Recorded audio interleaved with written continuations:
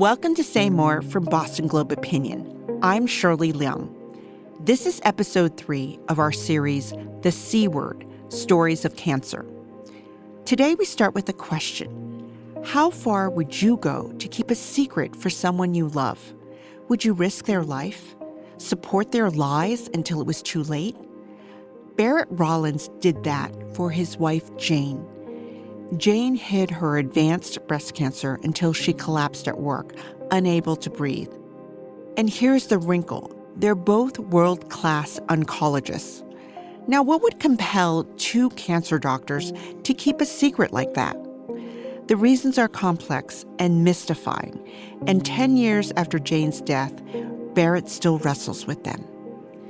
Barrett and Jane worked together at the Dana-Farber Cancer Institute here in Boston. He recounts Jane's tragic story in a recent book called In Sickness, a Memoir. I asked Barrett the question that had been bugging me since I read the book. How? How did Jane hide her illness for so long? Yeah, so that's the critical question, isn't it? How could she have hidden something so prominent from her husband and from everybody else and from all the doctors that she worked with? I think it's important to understand that this book is not just a book about cancer and somebody's cancer journey. It's also a book about a marriage. And our marriage, which lasted for 30 years, was complicated. Maybe it was more complicated than some other marriages, but all marriages, I think, at some level are complicated. We had about 20 years of a really, really great marriage. And then all of a sudden, 20 years in, things changed. Jane became a little more withdrawn. All intimacy stopped. After a while, it just became easier for me to sleep in another room. And I never really understood why. I had to make a decision. Do I stay with her? Do I object? Do I leave? I was just completely in love with her. We had a wonderful relationship in every other domain, so I decided to stick it out.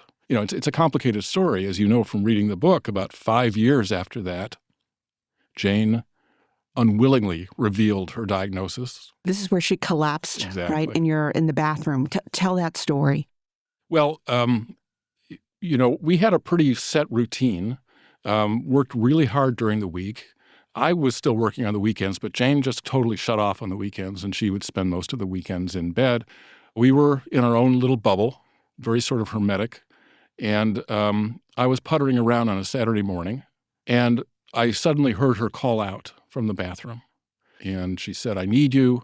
And I knocked and came in, and I was confronted with this sight of my wife lying on the floor of our bathroom. She was dressed in her usual Saturday outfit, which was a long caftan sort of from her neck to her toes. But it had been slightly unzipped, and underneath the caftan on one shoulder was a towel. And I could see that the towel was beginning to be soaked in blood. And I said, "My God, what's happening?" And Jane said, "I'm dying." A very matter of fact, "I'm dying." And I said, "What are you talking about, you're dying?" She said, "I have breast cancer, it's starting to bleed, and I'm dying." I said, "Well, I got to call 911. And she said, "Don't." And I said, "Don't be ridiculous." It ended up being a shouting match. And she ultimately said, "If you call 911, I will never forgive you, and I will never speak to you again." She would rather die on the bathroom floor? Absolutely. Wow. And she made it clear. So here's where, my accommodating personality accommodated. I sat down. She had brought the newspaper in with her. I said, "What do you want me to do?" And she said, "Well, just read to me." And I can still remember sitting on the toilet seat with her on the floor. I read, most of the first section of the Times to her. How pathetic is that while she's telling me that she's dying? But of course, she wasn't dying. The bleeding stopped after about a half an hour, 45 minutes. She checked it. She saw she wasn't bleeding. And she said, "Okay, everything's fine. You can go now." I said, "Well, I can't go now. We have to talk about this." "We're never going to talk about this." That's what she said. And again, "If you bring this up, I will leave you and I will never forgive you." Wow. And so for the next 4 or 5 years, I was complicit in her desire to hide what was going on. I was complicit to the extent that I could convince myself there was no problem. And I really kind of believed that everything was fine until another medical emergency about 5 years after that revealed her disease to the world. You spend so much of the book wrestling with Jane's actions and decisions, and you write that denial is too simple of an explanation. So can you talk a little bit about why you think Jane didn't want anyone to know she was sick? So one thing is that on the sort of personal level for Jane, she had a phobia about medicine. Medicine of all kind. In all the years we were together, I never saw her go to the dentist. She never had a mammogram. Wow. She never had a colonoscopy. She never had a primary care physician. There was something in her that was phobic about medicine. Now, there are just ironies upon ironies here, right? Because she decides to go into medicine. Right. And not just anything. She goes into cancer medicine. And Dana-Farber is known for its research for medicine, for finding medicines, right, to cure cancer or treat cancer, right? Absolutely. Not only that, but for screening and prevention and all the other things. And you know, she's like a first responder that runs to the fire, right? She runs into the building. There was something in her makeup that made her want to do that, probably because she was disappointed in herself because of her phobia. So that's one thing. Put that in one category. The other thing that Jane recognized, which you may resonate with, is that when somebody gets a diagnosis of cancer, all of a sudden, it's like flipping a switch. People treat that person differently. Yep. There's this, this patronizing sort of, oh, are you okay? What can I do for you? It was very important for Jane to be seen as strong. She saw that when people at Harvard Medical School are perceived as weak, they lose all their advantages. Right. And she was really worried that everyone's attitude would change if anybody knew she had cancer. And then there's this other thing about people with cancer. They're told, not so much by their physicians, but they're told by society in general, that now that you have cancer, your job is to be a fighter. Yeah. You got to fight this thing. Fight it day and night. And fighters are winners, on and on and on. Warrior, survivor. Exactly. There's an aspect of that is absolutely wonderful. But what Jane objected to was it creates a false situation in which the person with cancer, because they are now fighters, believe they have agency. And they really don't. But if they believe they have agency over this because they're fighting, and then through no fault of theirs, their treatment doesn't work, or the cancer that goes away comes back, what's the implication? The implication is you've lost the fight. You're a loser. You didn't fight hard enough, which is very, very destructive. I think cancer patients have agency to the extent that they can make choices about whether or not they're going to get treatment. And in that respect, Jane retained agency. I think she used it incorrectly, but she retained it. And then the final thing is, and this is really, I wish it was all about this, but it's not, because this last thing is actually rational, whereas I think most of what Jane did was not rational. But the rational point is that Jane's research helped to establish the notion that people, not just patients with cancer, but specifically patients with cancer, care more about the quality of their life than the quantity of their life. That over and over again, when you survey people and do this very carefully, they care about how they're living. And they would trade length for quality over and over again. And even in the last year of her life, while she was bedbound and unable to do anything, she published a really important paper in the New England Journal of Medicine about this. Yeah. And so there is a sense in which, at that time, 10 or 12 years ago, metastatic breast cancer was not curable. She knew she couldn't be cured. And she knew just how toxic chemotherapy was in those days. It's one of the reasons she stopped seeing patients very soon after her training was over. It was not, her patients loved her, and she loved taking care of patients, but this notion that she was going to make somebody deathly ill by writing an order in a chart, she couldn't stand that. So she didn't want that for herself. Now, that was the most rational thing. But all these other things were also there too, and they were pretty irrational. One of the things, reading the book, I got really mad. At first, at Jane, and then I got mad at you. Mm-hmm. Really mad at you. Mm-hmm. Because, so Jane collapses. I guess you don't call 911, and then you just let her, slowly die of breast cancer. Like, how did you do that? I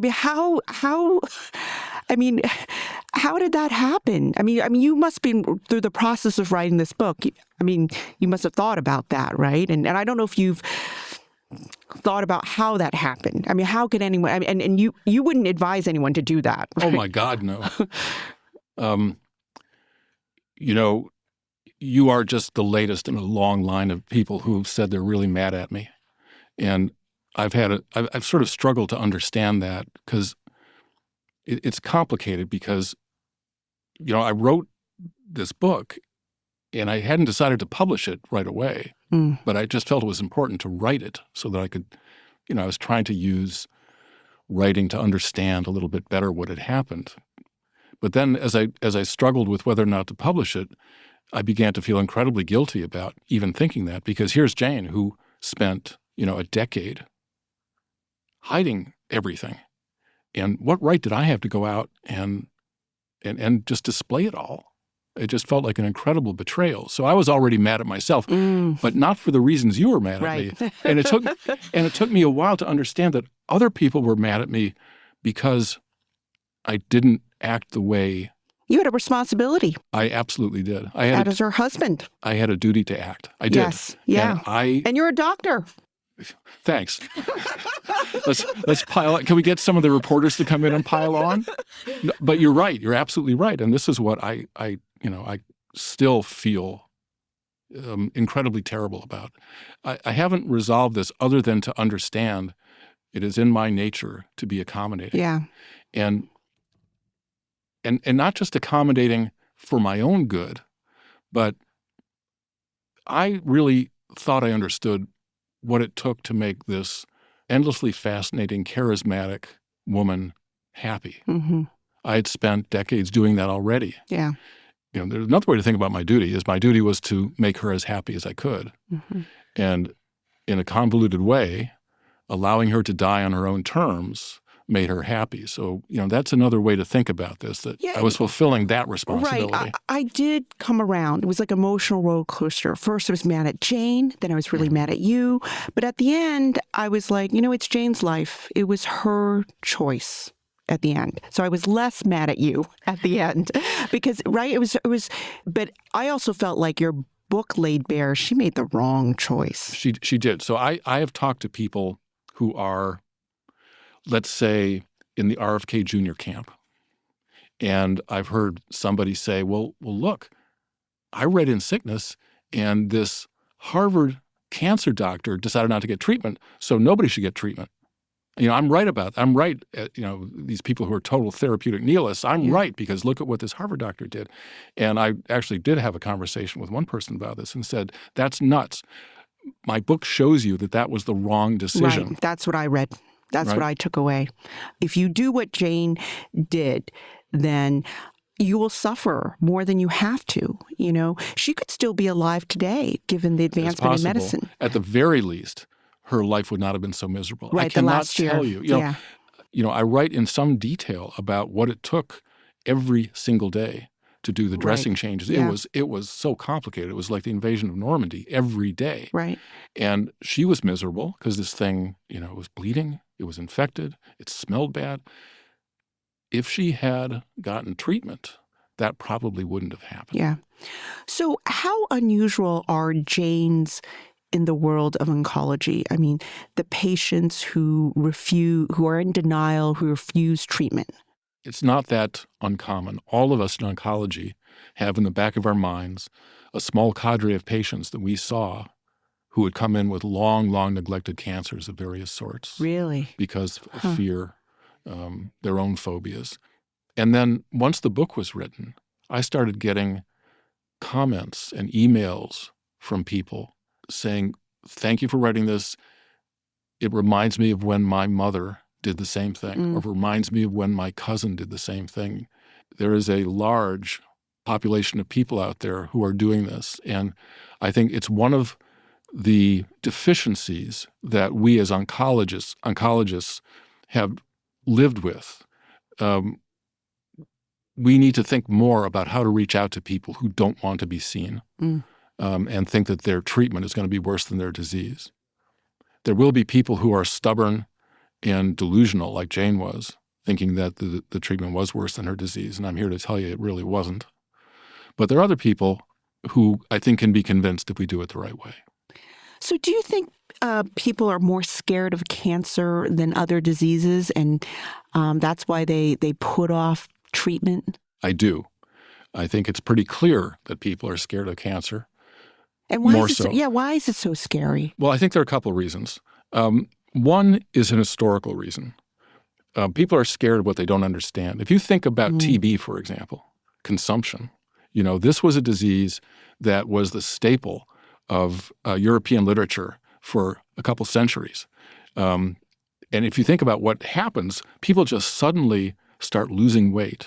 They become listless. It's kind of, just tailor-made for some kind of romantic story in which consumption is a visitation for some sin this person committed either in this life or a previous life.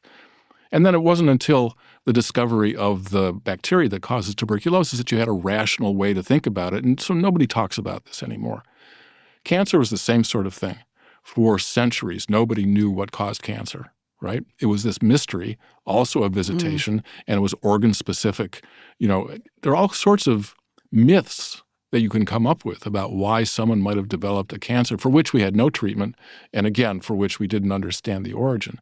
That is really changing now with discoveries that really show, what the cause is, treatments that are directed at that cause, but that's going to take a while. So that's one thing, historical. But I think the other thing that's unique about cancer is that because of the way it distorts the organs that it involves, it directly impacts sort of bodily autonomy. As we go through the world, I think that we imagine ourselves as intact entities that interact with other people. Right. And cancer attacks that intactness. It creates lumps in your breast. It creates broken bones. It creates a stroke-like syndrome if you have a brain cancer. I mean, there are things that it does that destroy the sort of compactness and wholeness of the body. And that, I think, is fundamentally terrifying. And I think a lot of people who either have cancer or are of a certain turn of mind can be scared to death that that's going to happen to them. More of my conversation with Barrett Rollins after this short break.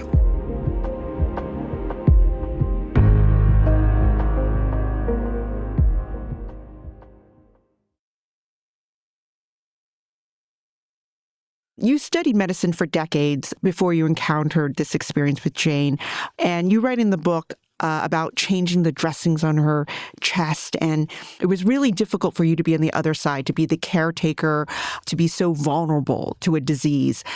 So how did that experience change your perspective as a doctor? Oh, absolutely. I think the whole experience changed my perspective, but I'm thinking particularly about treating Jane's tumor. I think your listeners who haven't read the book need to know that the right side of Jane's chest was completely replaced by this sort of football-sized mass, and it was it was misshapen. Parts of it were dying. So it turned black. Other parts were infected. There were parts that were bleeding all the time. These kinds of things always bothered me, even when I was in medical school. Squeamish to blood? Squeamish. Not to blood. Not to blood. This is very specific. Blood didn't bother me. People who were very sick didn't bother me. But there was something about big tumors that were decaying and destroying somebody's body that made me sort of reach for the rails because I was afraid I was going to faint. The first time I saw this was the day that Jane had this event when we were at Dana-Farber. We always had lunch together. We were on our way to lunch, and she just collapsed. She had had a huge clot traveled from her legs up into her lungs. And when we got to the emergency room and they took off her clothes, there was this thing which I had never seen before. And I sort of looked at it from a distance and I thought, oh, this is what she's talking about. I can't deal with this. My insight into this is that people can ultimately handle anything. There is nothing special about me. I took care of her for a year. I helped the visiting nurses change the dressings for a year. And I think people should take heart in knowing that me, a kind of neurotic, otherwise normal guy, could eventually step up and do all this stuff when necessary. And I think people who are doubting their ability to do that should take some strength from the fact that I could do it and other people do it all the time. We should provide support for them, but people are strong enough to do this. Also, it was an incredible act of love, a final act of love, to take care of her the way you did at the end. Yeah. Right? I think there's another lesson here, sort of, it's a negative lesson that Jane and I had this, I referred to this as a hermetic relationship. Jane, she kept her family at a distance. Right. There's all kinds of psychodynamic stuff going on there, but she has a sister and a brother and a mother that she just, long before she got sick, she just kept them at a distance. She didn't even tell them for a long time that she had cancer. Yeah, she forbade me to tell them. She kept my daughter at a distance. Right. We didn't have many friends. I think that her last year, my experience, I can't speak for her, my experience of her last year would have been very different if I had family support. And so there's another, as I say, by negative, sort of a negative lesson. Don't try to do this by yourself. Hey, kids, don't do this at home. I didn't think about your that. family support you. Because that was one of the things that is so memorable from my cancer journey. And that once I told other people and family that I had cancer, you had this incredible outpouring of support. I mean, you didn't experience that during the time Jane had cancer, but I had meals, I had, the newsroom, put up a collection, meal train, people came over and babysat my kids for me so that my mom flew in from California and took care of me and, did the laundry and helped me change my dressings, That's and so great. That's the way it should be, right? Yes, that's the way it should be. And also what happens is that now when I know other people have cancer, you pay it forward, you pay it back. You then provide the meals. You then provide support. It's actually this incredible experience. I mean, you just, I don't know, you feel incredibly human and alive, and it's amazing. So I feel bad you didn't get to experience that, because that is if there's a silver lining to cancer, is to see the humanity come out. I totally agree. Once you can blow past the patronizing stuff we talked about earlier, what you get is really authentic caring and support. And it is this sort of silver lining. If you have to go through this, and we are all doomed to go through something. Right. And if you have to go through this particular thing, there is that aspect of it that you can look for. What do you want people to take away from reading your memoir about Jane's story? Well, first, I don't want them to be so mad at me. I'm not mad at you anymore. Oh, okay. No, I think there are a couple things. One is that people are infinitely diverse. Everybody's different. Everybody's response to what may seem like a common disease is going to be different. And we as physicians, and also as family members, I hate to use this phrase, but we have to sort of meet people where they are. I think Jane is an extreme example of this. But if I had been more skillful, I might have been able to let her have the autonomy she was seeking, but in a way that didn't make her life worse. So I think that's one lesson. Another lesson is that, as I said earlier, we are capable of helping. Don't believe that you're not strong enough to take on something that seems to be horrific. I couldn't have had a nightmare worse than what I had seen, when Jane finally collapsed. And yet we got through that. We had a final year. So I think those are the main things. And then the last thing is, we spend a lot of time thinking about survivors, like you, Shirley, and we should celebrate survivors and what they've gone through and the strength they've shown, the resiliency they've shown.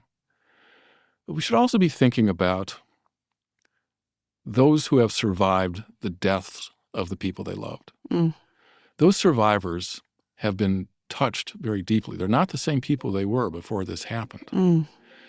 And this really goes to why one of the reasons that I ended up publishing this book at all. I felt, as I said, very guilty about revealing Jane's secret. And I talked to Jane's sister, who, as it turns out, is an author. And I gave her a copy of the book, and, she said she was mad at me, and, but then she said she liked it. And I said, well, can I publish this?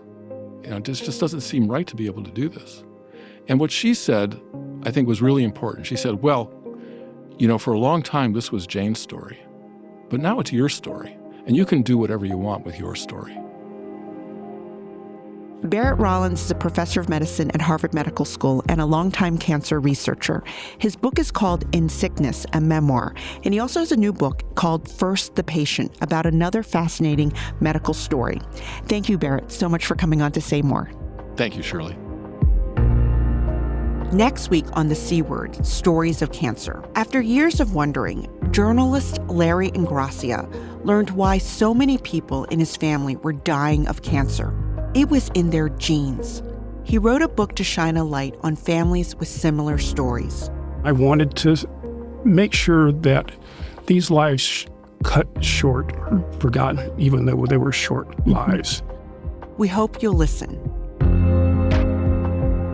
Say More is a production of the Boston Globe.